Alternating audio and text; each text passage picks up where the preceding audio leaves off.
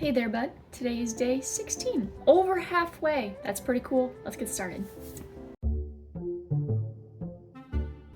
Blunder. Ooh, that's an interesting one. Blunder, a stupid or careless mistake.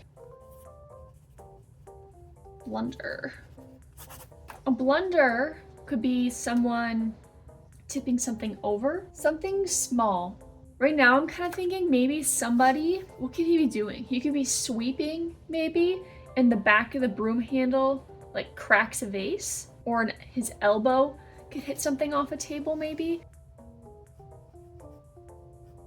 Or his arm could be much closer, and then it would be, I'm not sure how you, if we have a little table, and then this vase gets hit off and the flowers have a little bit of drag to them. You can even like crack it a little. What situation would your arm be this far over a table? I think that's very common. We have a little thumbnail and someone is bent over. Okay, I drew him on the wrong side.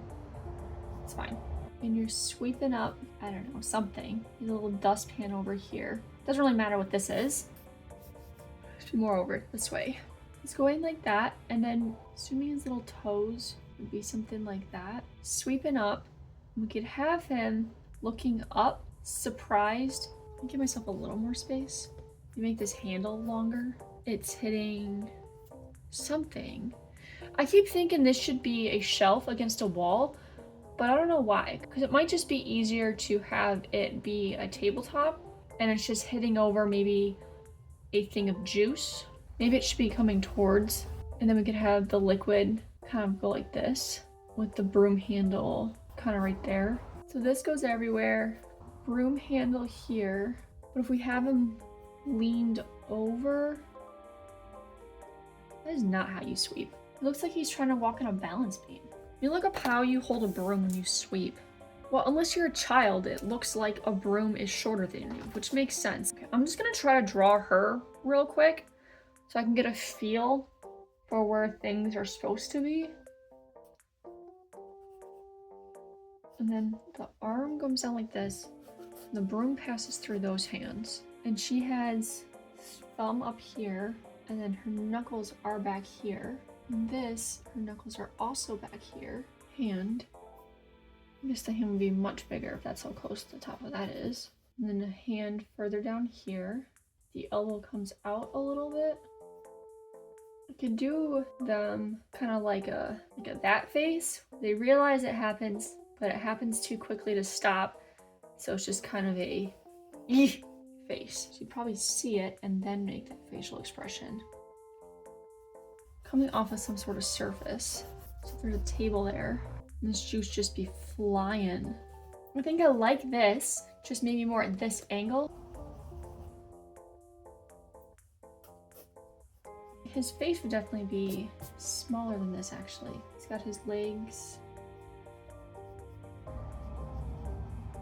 This isn't terrible. It just also doesn't feel quite right. Maybe shorten his legs. That can be smaller. You could have been sweeping underneath something. And then put the glass here, and it's just flying away. Probably could bring it up in the air a little bit, maybe really emphasize that. Yeah. Okay, I know this is incredibly messy for you guys, but I think I kind of have an idea of what I want to do. We could have the cup pointing this way instead, and then I could put just the edge of the table here, and then the handle kind of goes behind. That's probably what we should do. We could give him a little bucket, so he's mopping and then he just spilled again. Maybe that's what we'll do too. Okay, so if we put him back here, there's a little bucket here, and this goes way down here. So that's kind of the perspective we're working with. Do I like that? And the edge of the table would be like here maybe. I'd want this to be kind of shooting out liquid. And then you'd see the top of this table for sure. Maybe he is lower. Okay, I'm thinking I should probably draw him in first at this point, because this perspective's really throwing me. We could put the handle in his hand. He just reached for that, and then that's what caused him to lose control. And put his face here. He's looking at it. like that. We'll give him his facial expression later. I don't know if I like this. This table perspective feels weird. I'm just gonna get this guy in here solid before adding the thing that he's hitting. I could have it split the difference between it coming towards us and going to the right, and have it swashing out kind of this way. Do a couple table legs. We're seeing the top of this bucket. That means the horizon line is going to be a little bit higher. So then I feel like this table would be like that. I mean, that's not the worst. I guess I could put a little floor wet sign here since he's mopping. Maybe just do like a little hallway. Sure. First, I'm going to lighten it with this. Draw the cup in, since that's pretty much the closest thing to us. Juice droplets.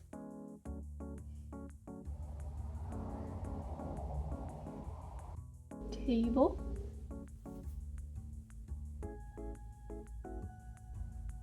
I'm gonna draw the mop handle in, but I'm gonna do his hand first. The knuckles are kind of back here with the rest of the hand wrapping around. Try to get this expression in here. I think that's okay. It's a weird shaped hat. Oh no, I want to put his shoulder up there.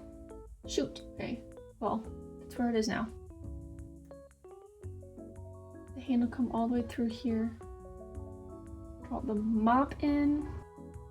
We have his knee there. I guess his foot was back there. He's got some thick calves though, my guy.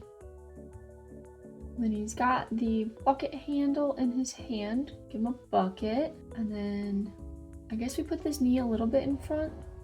And then we'll give him his shoe back here. It's a little hard to tell what's going on there. Like he's basically mopping his foot right now. And then we got water puddles, I guess, kind of around him. And put the little sign back here, like that. Color that backside in. And then I guess we're doing hallways. I don't love that, but I'm just having a hard time figuring out what else to do. Wow, that's not even straight. Okay. Just like that. What's wrong with these walls? We'll put a couple of windows in or something. Some nice simple brick lines. Ugh, they're not in line with each other. That's gross. We are struggling today. And I suppose this would also be brick.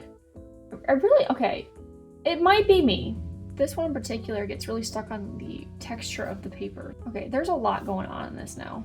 I don't think I like this background because it just feels too busy. So I think I'm just gonna black it all in. This one's just kind of sloppy. My apologies. Grab this one and fill this all in the back here.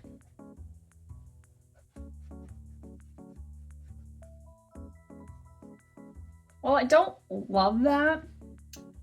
I feel like it is better than the building attempt or the walls attempt with the brick.